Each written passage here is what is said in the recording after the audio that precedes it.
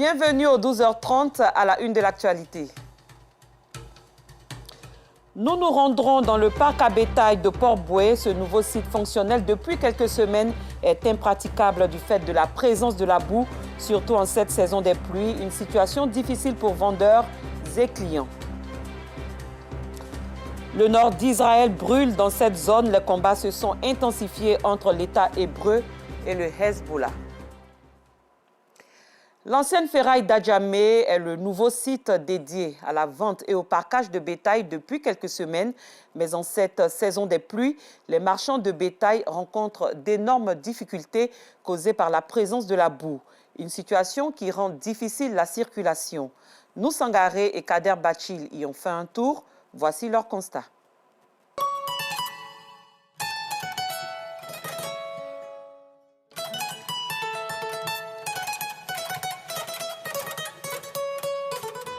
Circuler dans le nouveau parc à bétail dans la commune d'Adjamé en cette saison de pluie, un véritable parcours du combattant.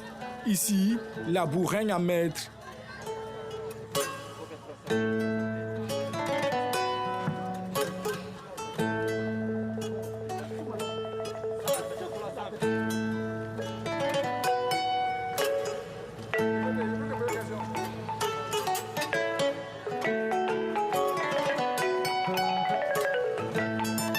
C'est dans ce décor boueux que les marchands de bétail mènent leur activité. On était à Togbé, on a eu des dégrépis de là-bas, on est venu ici. Ici, on ne mettait pas le terrain. Tout est terre rouge, on est venu brusquement. Donc voilà, ça nous fatigue un peu. La boue là, ça nous fatigue. Pour venir même, c'est un problème. Moi-même, je suis un client. Maintenant, lui n'a pas de boîte, il ne savait pas que le coin est comme ça. Le coin est trop sale, bon, ça va rendre nos moutons malades. Parce que les moutons, quand ils restent trop dans la boue, là, ça met les plaies dans les pieds. Donc c'est ça on craint quoi. Parce qu'il y a trop de boue, c'est trop sale. C'est pas facile parce que les clients même se plaignent d'abord. La boue là, c'est pas évident. Vraiment, ça boue là nous fatigue un peu. C'est fatigant, hein? C'est compliqué à l'air là. Boîte là est lourd pour moi, aujourd'hui j'ai porté ça, l'équin. Bon, l'équin aussi là, ça boue là n'est pas bon pour mes pieds. Pour protéger son bétail de la boue, Fousseni a aménagé son enclos avec des graviers et du ciment. On a mis gravier parce que la boue là, c'est pas bon. Donc on a mis gravier à cause de l'eau là, tu vois non. Donc à cause de ça on a mis ça ici. Avant il y a la boue ici, il met gravier, tout. Il fait dépense ici. Hein. Ici, les clients se font rares du fait de l'accès difficile du site causé par la boue et les flaques d'eau. Pour éviter que leurs voitures s'enfoncent, certains préfèrent les stationner à l'entrée du site pour continuer le reste du trajet à pied. Là encore, il faut des chaussures adaptées. Moussa a dû enlever sa paire de souliers pour enfiler des sandales. Avant de venir, on m'a briefé un peu. On m'a dit que le site là, vraiment, c'est inaccessible. Il y a trop de boue. Donc c'est pour ça que je me suis mis en tapette là avant de venir. J'ai enlevé mes chaussures fermées pour venir en tapette. Ah ouais, difficile. Parce que même véhiculer, même pour avoir une place pour garer, c'est compliqué. Après, si je gare encore pour arriver chez ton marchand, c'est tout un tas de problèmes. Ces commerçants de bétail et leurs clients devront s'adapter à cette situation jusqu'à la fin de la saison des pluies. D'autant plus que le site de l'ancienne ferraille d'Adjamé est le seul lieu dédié à la vente et au parquage de bétail dans le district d'Abidjan. À Gonzagueville, toujours dans la commune de Port-Bouët, les habitants rencontrent tous les matins de grandes difficultés pour trouver un véhicule afin de vaquer à leurs occupations. Entre les longues attentes et les tarifs variables, ces populations décrivent ces défis quotidiens. C'est un reportage de Fedana Yeo avec le commentaire de Noussangari. Dans le quartier de Gonzagueville, dans la commune de Port-Bouët, les habitants font face à de nombreux défis quotidiens pour se déplacer. Chaque matin, la recherche d'un véhicule, que ce soit un bus, un taxi ou encore un minibus, communément appelé Gbaka, devient une véritable épreuve. Matin, je me réveille, je dois venir au terminus. Voilà, la distance. Et puis tu viens, tu vas attendre encore le numéro que tu veux là. Bon, si ça ne vient pas, tu es obligé d'attendre. Souvent, tu peux passer 1 heure du temps. Voilà, mais c'est pas facile. Il n'y a pas de banc, tu viens, tu es arrêté, même s'il pleut. Tu Il n'y a pas un endroit où s'abriter. Donc tu es obligé de supporter ça comme ça. Certains se bousculent aux portes des véhicules pour espérer avoir une place. D'autres sont aidés par des personnes de bonne volonté au volant de leur propre véhicule. Les résidents de Gonzagueville doivent souvent attendre longtemps avant de pouvoir trouver un moyen de transport, la cause de plusieurs états. Quand on sort tôt, on ne gagne pas bus aussi. C'est ça qui nous fatigue. On peut sortir à 6h30, 6h40, mais on peut gagner bus au moins 8h. Trop tôt, hein. Sinon c'est 9h. Arriver au travail à 10h, c'est comme c'est arrivé en retard. Donc on a toujours problème avec nos patrons. En plus des longues attentes, les habitants doivent faire face à des tarifs de transport fluctuants. Les prix varient souvent en fonction de la demande des chauffeurs. Il faut sortir vers les 4, 5 heures pour arriver un peu tôt. Si c'est 7, 6 heures là, c'est un peu difficile. Il n'y a pas de voiture. Bacala, c'est un peu cher. Pauvre, il demande Gonzague, pauvre 500. Là, tout arrête 500. Là, ça nous fatigue vraiment.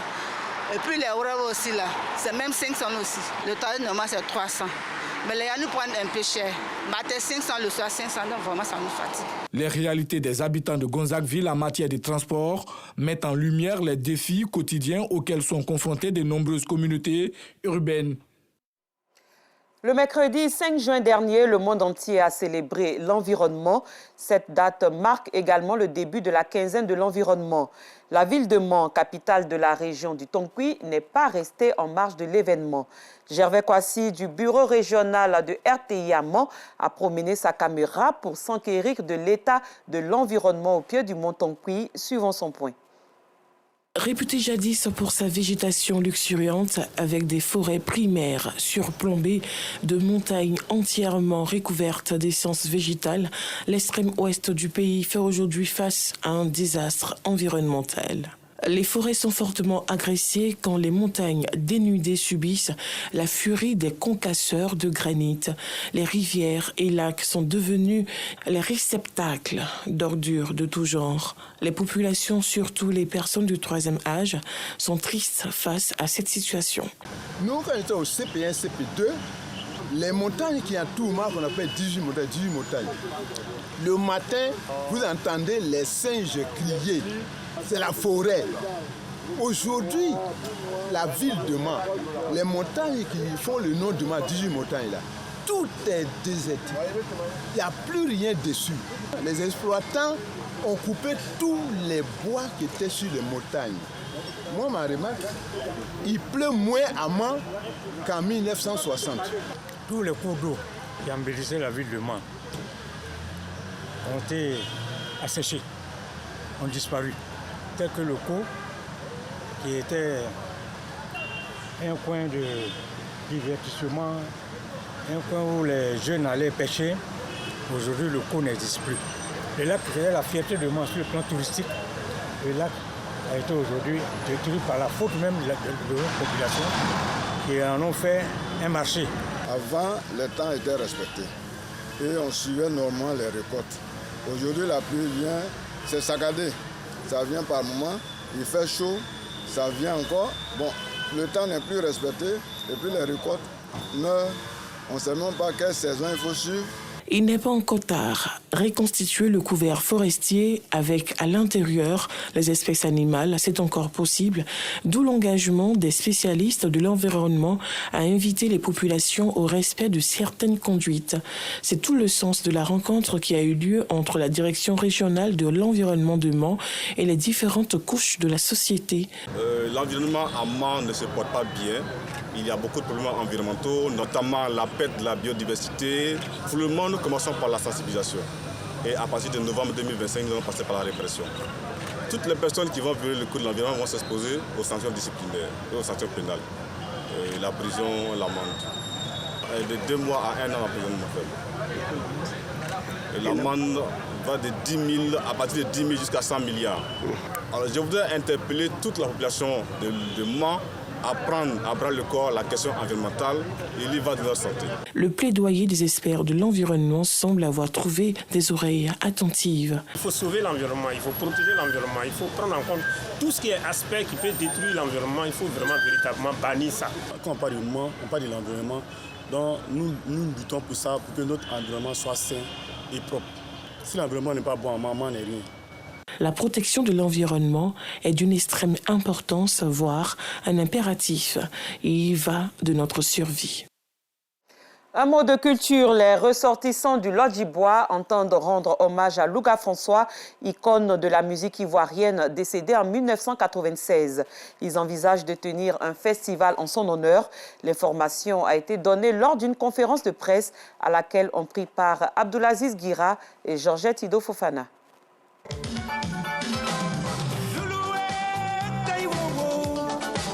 Icône de la musique ivoirienne et africaine, Louga François aura consacré une partie de sa vie à la musique.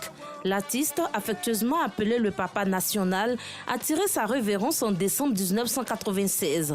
Aujourd'hui, les filles et fils du Lodjibois, sa région d'origine, entendent le célébrer à travers un festival. Ils l'ont fait savoir au cours d'une conférence de presse à Yopougon. À travers ce festival, nous voulons valoriser ce grand artiste qui est Louga François, sitôt disparu.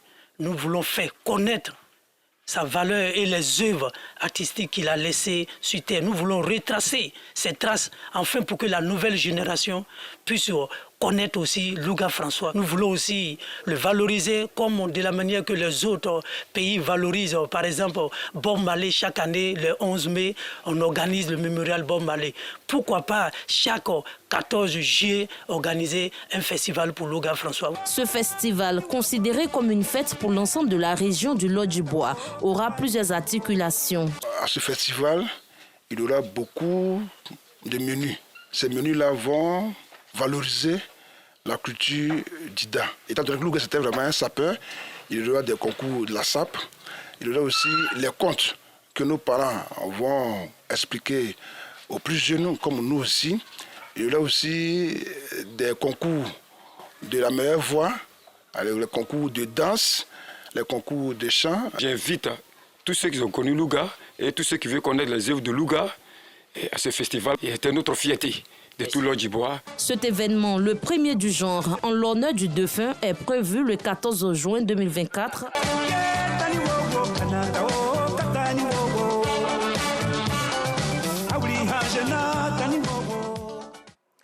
À l'étranger, la situation est toujours confuse aux abords de Kanya-Bayonga, dans l'est de la République démocratique du Congo.